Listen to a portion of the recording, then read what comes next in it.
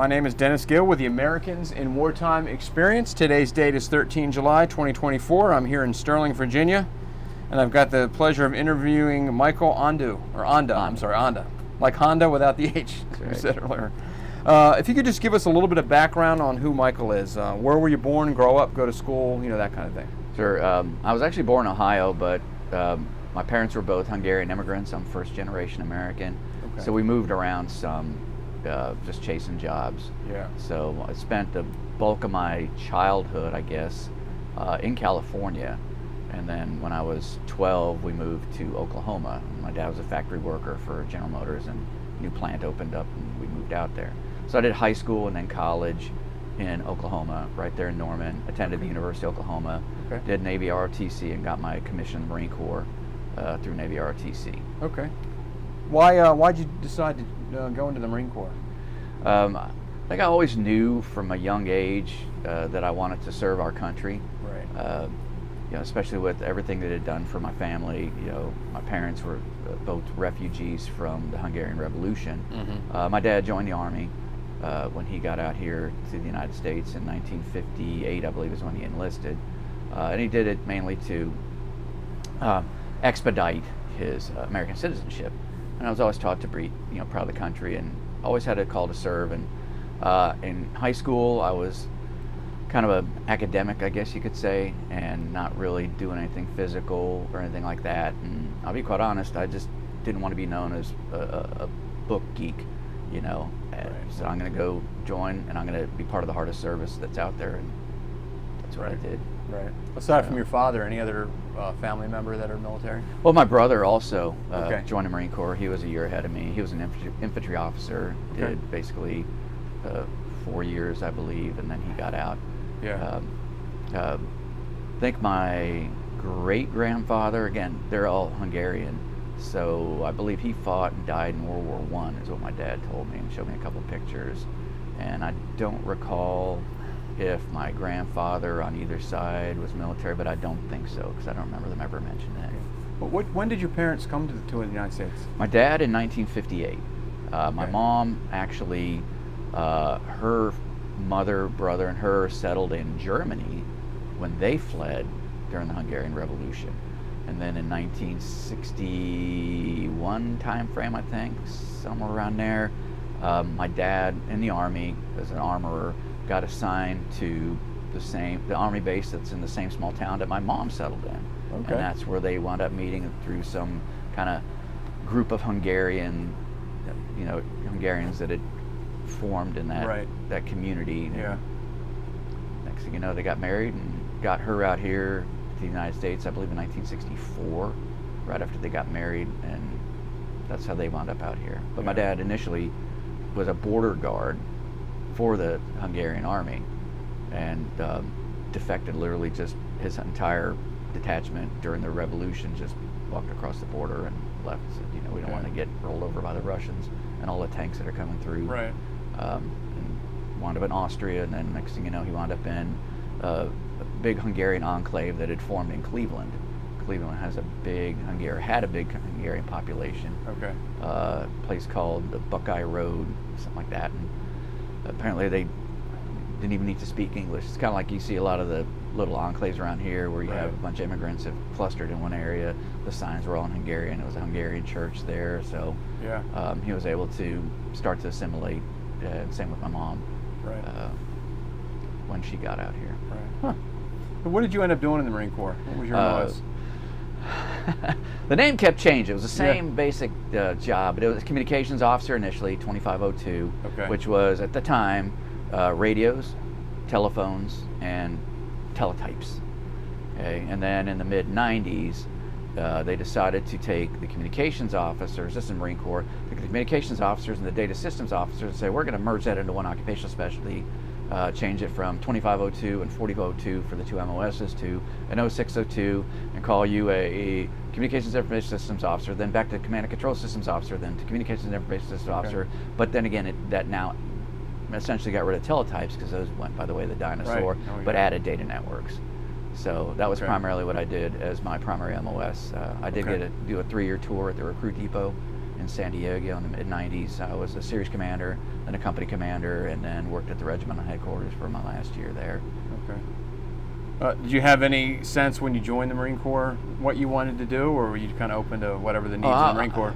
It's one of the bottom needs of the Marine Corps, Yeah. I always know, but I obviously wanted to go combat arms. I wanted to be artillery or combat engineers. We had to pick they had us rank our MOS choices for my company at the basic school based on 1 through 27. The 27 MOSs that were going to be available to our company, which ones you wanted. Number 3 was communications for me, and our staff platoon commanders all had gotten together. Each company was doing it a little different back at the time.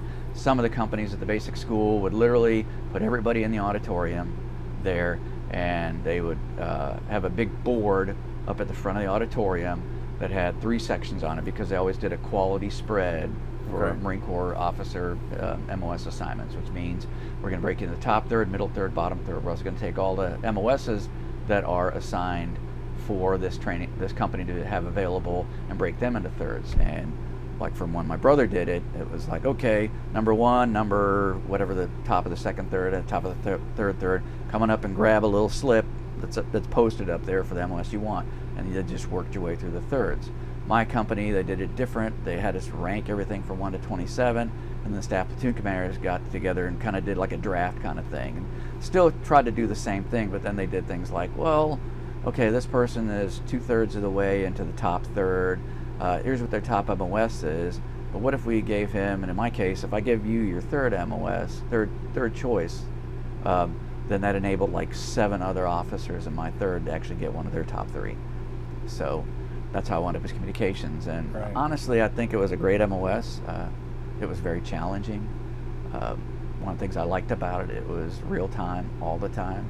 You know, you can simulate bullets, you can simulate artillery, you can simulate air support. You can't simulate comm. It's got to work every time. Yeah. So.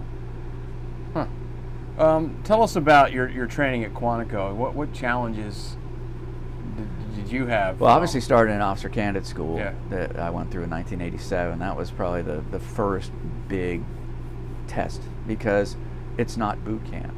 Okay, boot camp is a training environment. It is not a screening and evaluation environment. And like I said, spent 3 years at the recruit depot, and we'd have to emphasize to our drill instructors, you are not screening and evaluating. That was done at the recruiter's office. You are basically training Marines. Of course, there's a lot of stress that's put on it to make sure they can handle it, but it was purely screen and evaluation. So, I mean, operating on very low sleep. I think I averaged, I guess I could say this, probably 3 to 4 hours a night, even though you're supposed to be getting by SOP 8 hours. I mean, the lights would go off at 2000, and we'd have to be up till 2200, 2300 studying, and then we'd be up before the lights came on, cleaning the squad bay at like 3:30, and then as soon as the lights came on, it was everybody get out, you know, get online or to form to march to chow. Also had a few people have to stay back, so that, and then just the pure pace of it, you know, nowadays it's a lot different. There's a lot of preparation that candidates get from their RTC units or from their platoon leaders class groups that prepare them for that. We went in totally cold. You know, you had to learn everything, had to master everything. There was none of this, oh, let's go do a whole bunch of patrolling. Let's teach you how to do the small unit leadership evaluations. Let's teach you all the basic information that you're going to be required to be tested on. There, we didn't have that. So that was definitely a challenge. And then, of course, you know, once I got my commission, the 6 months at the basic school was definitely a major challenge, you know, because it was, you know, training us to be basically trained infantry officers is what the real goal was. A lot of information to learn everything about tactics all the way to the company level, a lot of time in the field. Getting to do a lot of cool stuff, you know, blowing stuff up, calling in airstrikes, you know, things along those lines. But that was definitely because there was a lot that you had to learn. You had to master that, you know, and it was all going to be, hey, I got to do as best as I can because I got to wind up as high ranked as I can to try to get one of my top MOSs. Yeah. Does every officer in the Marine Corps, when they go through Quantico, do they get the same training regardless of where they're going to end up? Yes, and that's the big thing that the Marine Corps does. It's different than every other branch. Yeah. Boot camp is the same for everybody. It's at 1 or 2 locations, but it's the same training schedule. It's the same effectively experience with a few tweaks here and there, because the East Coast is different than the West Coast as far as physically where it's at. There's no hills on the East Coast. There's no sand fleas on the West Coast. Right. But yes, all officers go through the exact same 6 months, and they get the exact same training and the exact same classes and the exact same everything. It's not until after you all finish that, you've been assigned to your occupational specialty, then you actually go to whatever school it is, wherever that happens to be, to learn your actual trade, what you're going to do in the Marine Corps. In the Army, they have a officer school for signals officers. They have it for infantry officers. They have it for tanks. They have it for all their different major occupational fields, branches, what they call them there, and they go off and do that. Where in the Marine Corps, everybody does the exact same. So everybody has that common experience to reflect back on, that common bond. So regardless of what MOS you happen to be in the Marine Corps, you can always go back and you always have that same special bond of having gone through the same initial experience. Right. And again, I think that's what makes the Marine Corps special amongst all the branches. You don't have that. I've been saying for 30 some odd years and had heard it before. You talk to somebody in the Air Force, I'm a pilot, I'm a air traffic controller, I'm a battle space management, I'm a signals officer, I'm a artillery officer. You ask a Marine, I'm a Marine. Yeah. All goes back to the same. It's how you define yourself, not by what branch you happen to be part of or what your job happens to be, but the fact that you're a Marine. Yeah. Your specific training, your MOS specific training, where do you go for that, and how long is that? At the time, it was 3 months long, and it was there in Quantico also, right on the Potomac River. It's gone now. The building has been totally leveled because they took the communications officer school, which was in Quantico, up until I think around the 2008-2009 time frame. The Marine Corps enlisted communications school was at 29 Palms, California. Well, they decided to take the officer school and stick it out to 29 Palms too, and have everybody do the training. And by that point, because they had merged the MOSs, that training had been extended to 6 months, because you have to spend a whole time learning data networking. Yeah. Obviously, you didn't do much teletype stuff, but you still had to do single channel radio. You still had to do, at the time, tactical switching systems, and then a bunch of had to learn all the data stuff. Now, I believe they've transitioned away from like the tactical switching systems to where it's all going to be riding on data networks. So it's become very data network heavy. But you still have the voice single channel, multi-channel at the same time.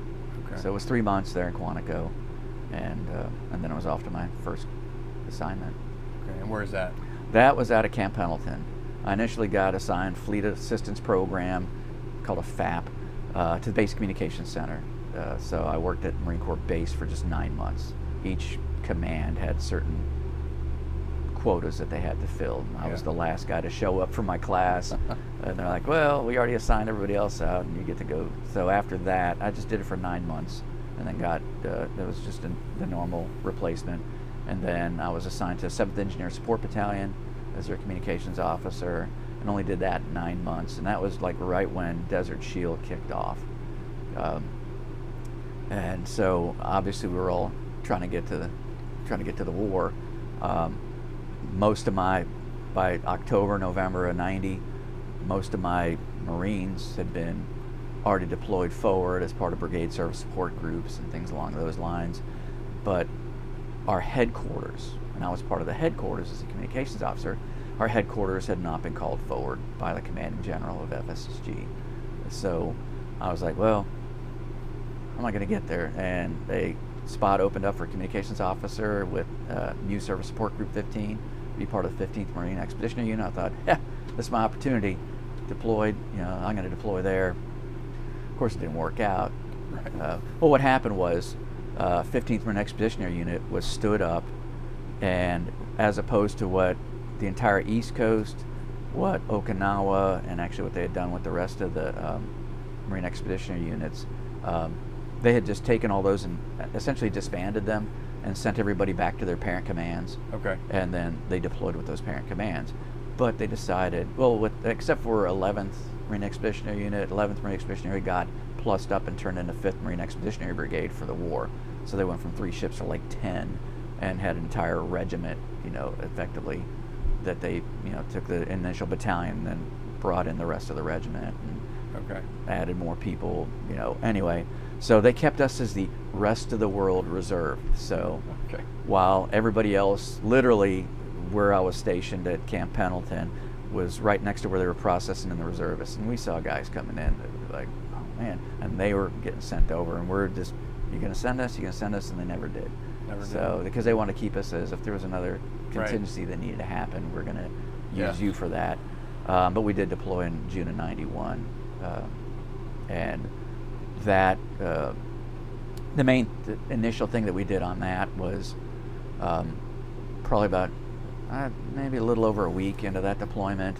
That's when Mount Pinatubo erupted in the Philippines, and our amphibious ready group / Marine Expeditionary Unit did the evacuation of the Americans out of Subic Bay. So they took them, they were flying them out to the ship, and then they were ferrying them by ship down to Cebu City and flying them out by aircraft. And then we just spent the rest of the time in the Persian Gulf, mainly doing training in the United Arab Emirates and in Oman is where our main training did. We did 2 training evolutions in about 3 weeks long each in a place called Al Hamra. That's just kind of at the very bottom of the United Arab Emirates, over near like Abu Dhabi. Did a couple port visits there, and then we went up to Oman, did some training there in Oman, and then it was time for us to come back. That's part of Operation Southern Watch. Yeah, or whatever they were calling it at the time. I can't remember. It was Desert something or other. It was just post Desert Storm, but all the combat operations at sea, so they transitioned to Operation something else. Yeah. And I thought they were starting to call it Southern Watch, but I might be mistaken. Yeah. And that was basically in the no-fly zones. We had one in the north and one in the south. Yeah, that's essentially what they were doing then. Yeah, so fortunately I was able to stay with MSSG-15 for 2 deployments. So after that deployment, we came back, and we had a pretty quick turnaround. Okay. Normally the turnaround is a year to a year and a half. But usually, I think for the support groups, support elements, it was a year and a half, or year, excuse me. The infantry battalions, they would come back for 6 months of kind of refit and stand down, and then they would do their organization level training for 6 months, and then they would all chop to the Marine Expedition Unit and start working under the headquarters, and we'd start doing MU level training and then deploy. Well, the MSSG was normally about a year turnaround, but for us it was only 9 months. So we got back, maybe 10. Got back in right before Thanksgiving in 91, and then we were already sailing again in October of 92.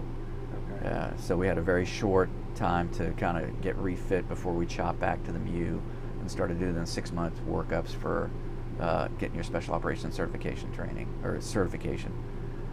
And that was that deployment where we were sitting in Lamut, Malaysia. I think we were split. They'd split the ARG. I think that a couple of the big deck and the other ship, I believe, were down in Singapore, and we were in Lamut, Malaysia. And we get a call, say, get back to the ship. We're sorting at noon tomorrow. We're going to go sit off the coast of Mogadishu during the Operation Provide Relief, I think is what it was called. Okay. Because that was when all the news was hitting about the big famine in Africa, in Somalia, and it was the warlords that were starving their people and all that stuff. And so we went and sat off the coast of Somalia for, it wasn't very long, because we were told to prepare to go in, and then we got the order, you will be doing amphibious assault, and we were the unit that did the amphibious assault into Mogadishu. So we did a beach assault with the Amtracs, we did a boat raid into the port facility, and then we did a helo raid. I'm trying to remember if that went, I think that one also went into the airport. We did a secondary raid into the old embassy that night. But I went across the beach maybe on an LCAC, maybe around noon on D-Day. So we started launching. I think we started hitting the beach at like 5 a.m. I was on one of the later waves because I didn't need to be on the beach. My radio operators need to be on the beach. My telephone people need to be on the beach. Right. My radio chief needed to be there. So I was like, you guys need to get there and get things set up. I'll get there. We've done the planning. Go execute. Senior enlisted. Make sure it's happening. I'll get there when I get there, kind of thing. Is that pre or post after they'd already shot down the Black Hawks? Oh, we were the initial amphibious assault. From the very transition beginning. from Provide Relief to Operation Restore Hope. We initiated Operation Restore Hope Okay. on December 9th, 1992. Okay. And then we stayed on the beach for almost 2 months. Can argue whether we should have stayed or not. Yeah. My personal opinion, we shouldn't. We were a Marine Expeditionary Unit. We were an enabling force. We were supposed to go in, establish. By D+2, we already had the entire Joint Task Force headquarters falling in. You bring it in regiments, bring it in the 10th Mountain Division, all this kind of stuff. We really should have, at that point, retrograded and gone and been our force in readiness. But a lot of us think our colonel was bucking for general, trying to get a star, so wanted to stay as long as he could. So we wound up doing some things. For example, we sent in units to inland to try to establish more control over the area into Baidoa and Bardera. We actually took our amphibious ships, loaded up some Belgians and some French Foreign Legion, and they did an amphibious assault into Kismayu down at the south end of Somalia. It was like their first amphibious assault since World War II. Wow. They used our ships for that too, but we were just sitting on the beach and they're trying to find missions for us to do. I wound up running a relief convoy out in Mogadishu one time. I basically had a platoon of Marines, infantry assigned, but then we had a bunch of our trucks and all that. We were distributing grain and that kind of stuff. So we had a route that we did, from the port up around. Mm-hmm. Also went and helped get the embassy ready for when the Joint Task Force headquarters was falling in on that D+1. Yeah. Took 11 Marines in there and we got to clean it. Yeah. So anyway, it was crazy times. We were like, why aren't we retrograding? Oh, he's trying to find something else for us to do. So, but by the beginning of February, they said, okay, it's time for you to get back on the ship and get back on your ships and go do us. Because we had, literally had tons of Air Force, tons of Army.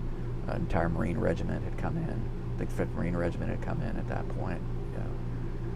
And just tons of ships off the coast. Carrier battle group was out there.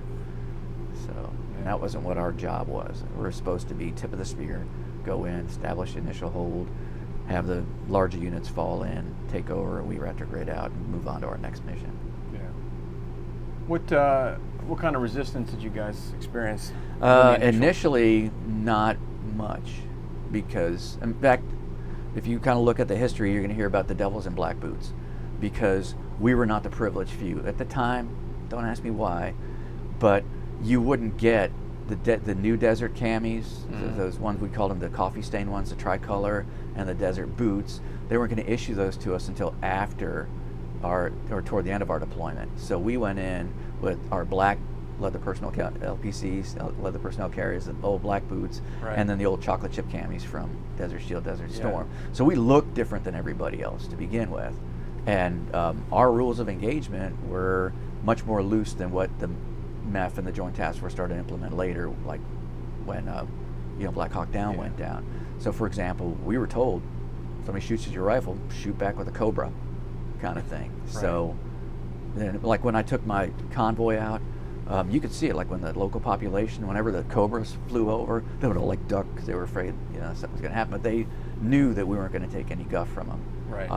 One of my buddies, he was leading an initial convoy out. He was the motor transport officer, and he said that they took some fire from a building, and the infantry called in a Cobra and just eliminated that whole floor with its gun.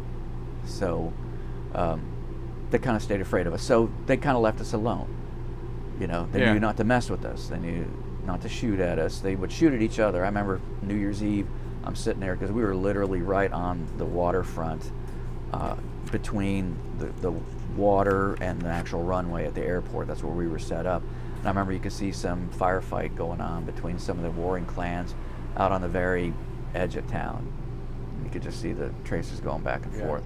But by the time we started getting out of there in February, at the beginning of February, they were already talking. MEF General Order Number 1 had come down. They were starting to give the local population back their weapons and all that kind of stuff. And that's kind of when you started seeing things go down, when they'd really pull back on what we could do offensively to try to maintain the situation.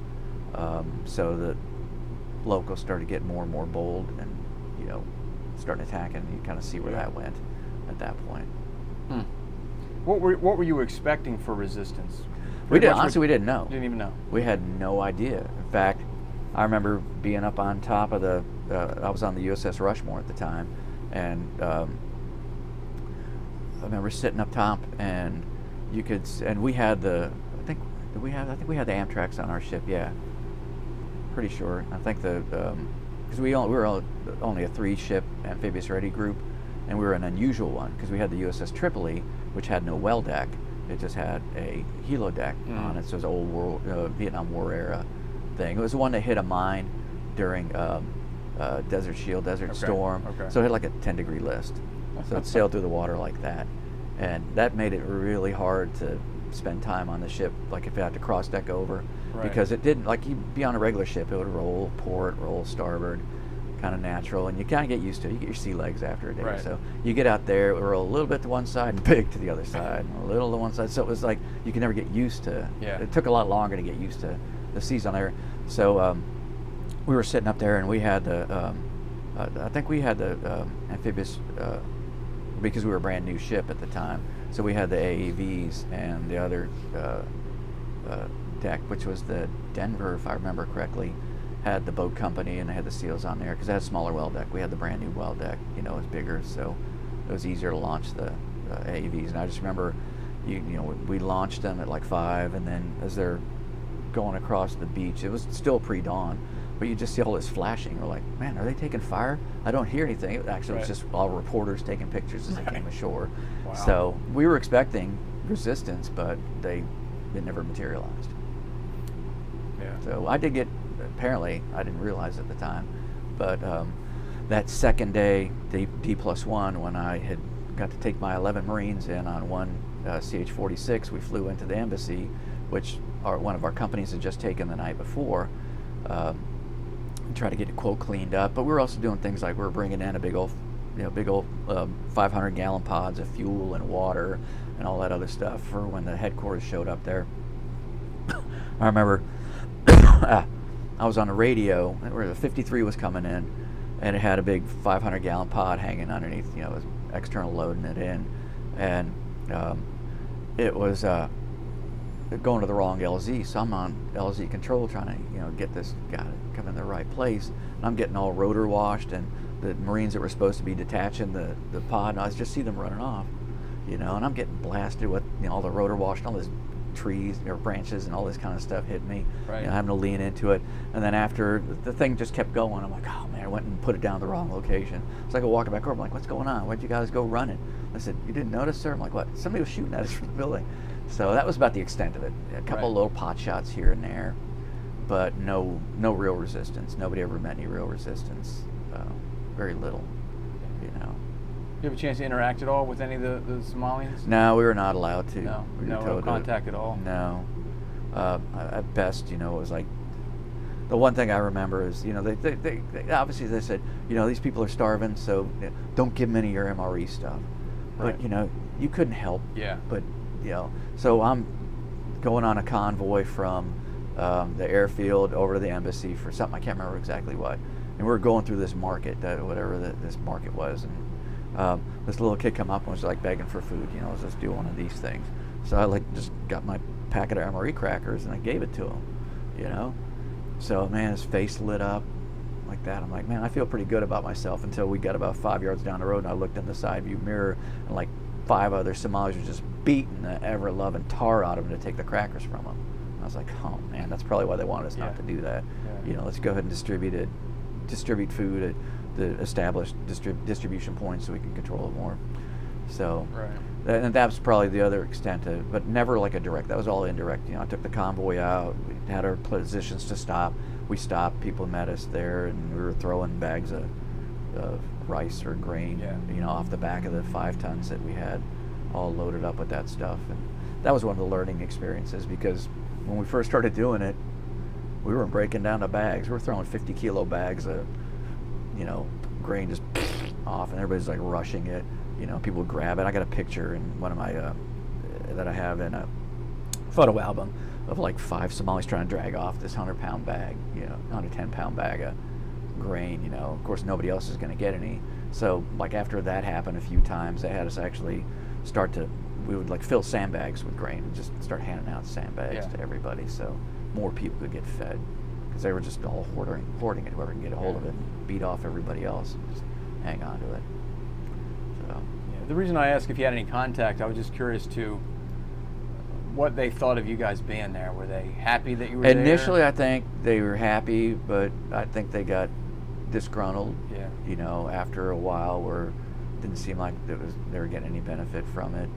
I mean, they were trying to chase down the warlords.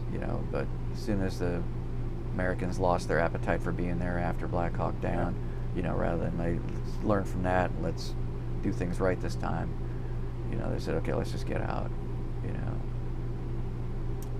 Kind of like, well, you came in here, we put our confidence in you, now you're just leaving us right back to the same. You could argue the same thing happened in Afghanistan, to a certain extent in Iraq. So I think that's what makes it tough. When you don't have that defined mission and you want to do nation building. How do you make that happen? How do you? And I think it's been the challenge for the United States since the 60s. They were trying to do that in Vietnam, and then you see it over and over. Your next combat deployment is Operation Iraqi Freedom? Well, what happened in 98, beginning of 98, I don't know if you remember, Saddam Hussein started pushing troops toward the Kuwaiti border again, like January. So we sortied. I was with the 11th Marine Expedition Unit. I was their S6 communications officer. Okay. So I was now with the headquarters element, not just a subordinate element. I was part of the headquarters for the Marine Expedition Unit, in charge of all the communications for the headquarters, as well as the communications things we need to maintain, both the higher headquarters and to our subordinate units, the infantry battalion landing team, the air wing folks, and then the combat service support element. So we pushed early, but by the time we got to the Persian Gulf, he backed off, because we had sailed early and they knew, hey, we were coming, and we were ready to land and possibly have to go, be initial combat force in Kuwait again.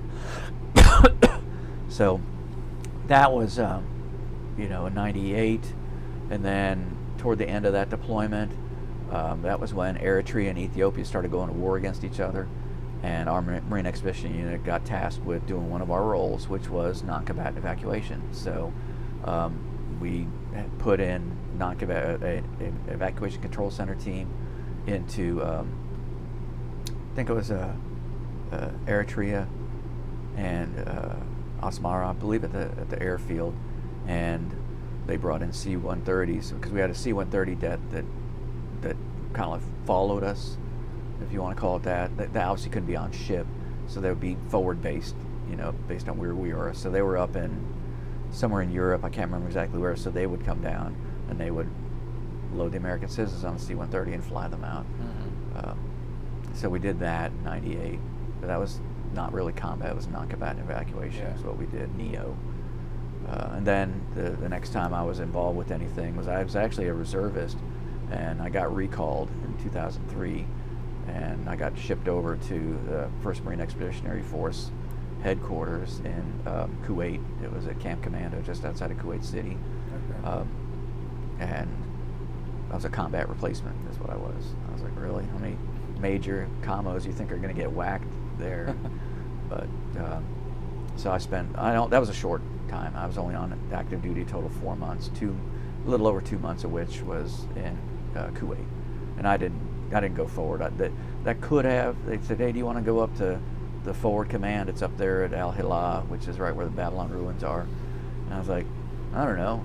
Well, first off, who's going to cover my watch? I was a watch officer at the time in the Communications Control Coordination Center, the 1MEF Triple C. So we were at 12 on, 12 off at that point. It was only 2 of us. I'm like, okay, you throw me on a helo, I go up there for a few days. 1, who's going to stand watch? And 2, now I got to take malaria pills for 2 weeks, by going up there. Right. So I never actually crossed the border into Iraq. I had an opportunity to, but I was like, well, there's no need to. And that was about the time that the IED stuff started, and some sniping on convoys started happening also. So that's kind of when that insurgency started kicking in after, we went in and they're like, okay, we still had the elements that started doing the insurgency stuff, and right. So that was the extent of my. When did you leave active duty? I left in May of '99. Okay. For a variety of reasons, and became a teacher. Was in Winchester, teaching at James Wood High School for 21 years after that, and then left there in 2020 to start teaching at Potomac Falls High School here in Sterling, Virginia. Okay. But I was still a reservist. Luckily, somebody had talked me into staying in the reserves, because that now gets me retirement from the reserves in 2 years when I turn 60. So I did 9 years as a reservist, working on the communications officer school staff. Is what I did. Where were you living? And well, let me backtrack. So you're a reservist in the Marine Corps, and 9/11 happens. Yeah, I was fully expecting to get recalled. In fact, I got a call. Probably, I'm trying to think when the call came. It was in 2002. Yeah, it was the fall of 2002. Got a call from Headquarters Marine Corps saying, if you get mobilized, where would you rather go? West Coast, East Coast, or Okinawa?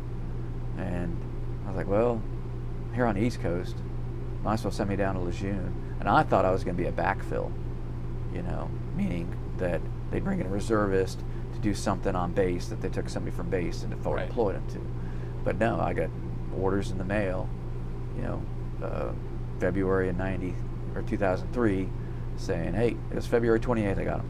Said, hey, March 12th, show up at the Reserve Support Unit, Quantico, with all your uniforms and this set of orders. You're going down to Camp Lejeune as a combat replacement. Okay, so we went through about a month of training and making sure people had. I mean, there was a few officers, but a lot enlisted. Most of the enlisted that got a recall were infantry. So there were guys there was one guy had been out for 10 years. He was just coming up on the 10-year mark when he left active duty, which means he would no longer be eligible for a recall, and he got recalled, And they just had us do some basic training. It was kind of ridiculous. I mean, I'm a major.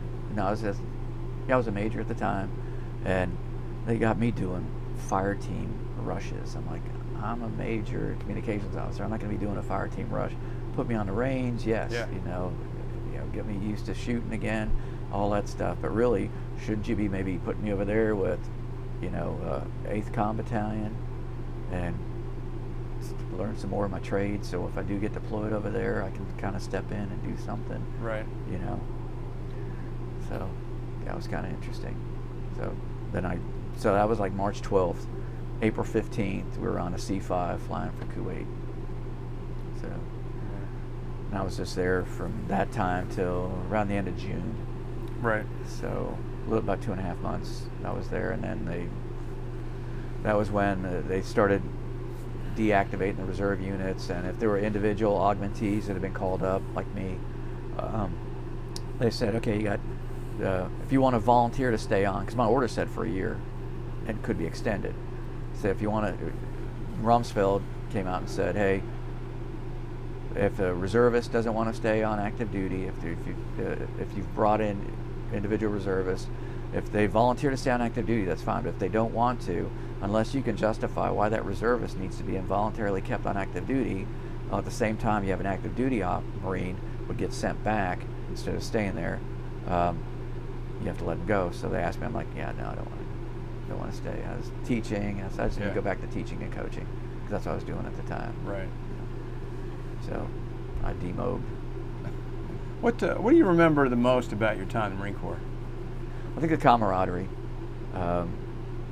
There's just something, and you can talk to any branch of service, but especially talk to former Marines. There's just nothing like it out in the civilian world.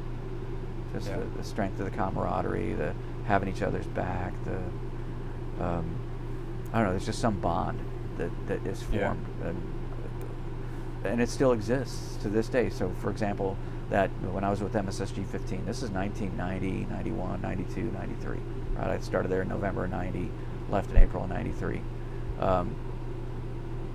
We have another reunion coming up next summer. We still will get together and have a reunion. We're on our 5th reunion. Started doing them, I don't know, 6 or 7 years ago. But we still have that bond with each other. We still want to, and I see that with other Marines. They have that. It just tends to be like their first units that they seem to have the most bond with. Yeah, so on the enlisted side, the ones that they were the lance corporals and the corporals and the PFCs with, and the officers, the ones that were the lieutenants, where you know, that was kind of where you were really forged, right. Your first operational unit. So you don't see that anywhere else, really. No. You know, and we're coming up on, trying to think what, yeah, because it's been, what, 30 some odd years, yeah, since we went in. So it's been over 30 years, and we still communicate with each other, still know each other, still want to get together. Yeah.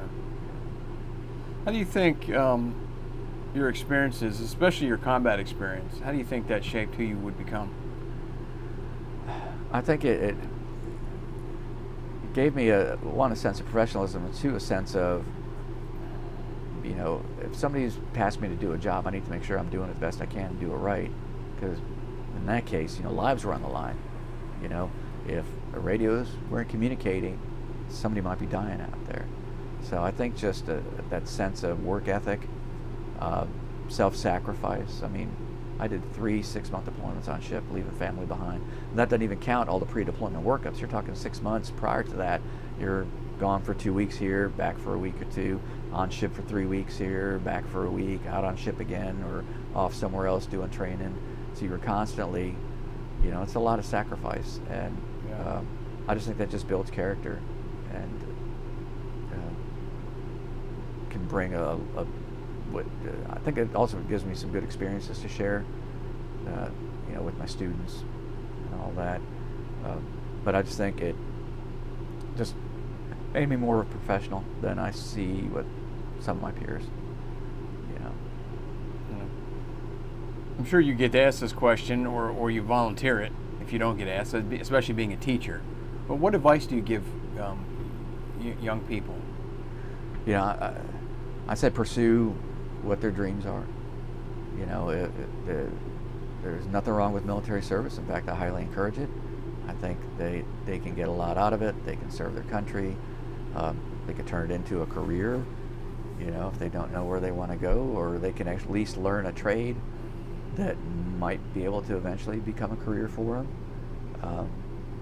And it's just a way to mature and a way to serve your country. So, but if that's not where they feel called, I say don't do it, because the last thing I wanted in my unit was somebody that didn't want to be there, and because there would be nothing but a problem. They'll Right. probably be constantly up for non-judicial punishment because they didn't want to be there. So just make sure that they're considering it. I'll tell them everything I know about it and encourage them. Yeah. But I won't try to talk somebody into it. You Right. know. Yeah. What last thing? Is there anything else that you want to document, talk about? Maybe I think I covered quite a bit. Yeah. You know, both my active duty time and reserve time. Yeah. I thoroughly enjoyed it.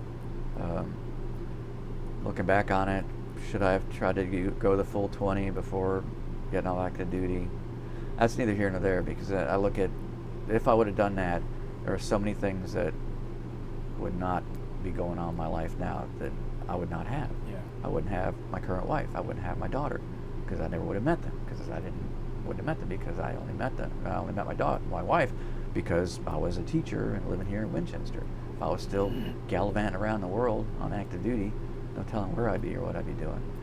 Yeah.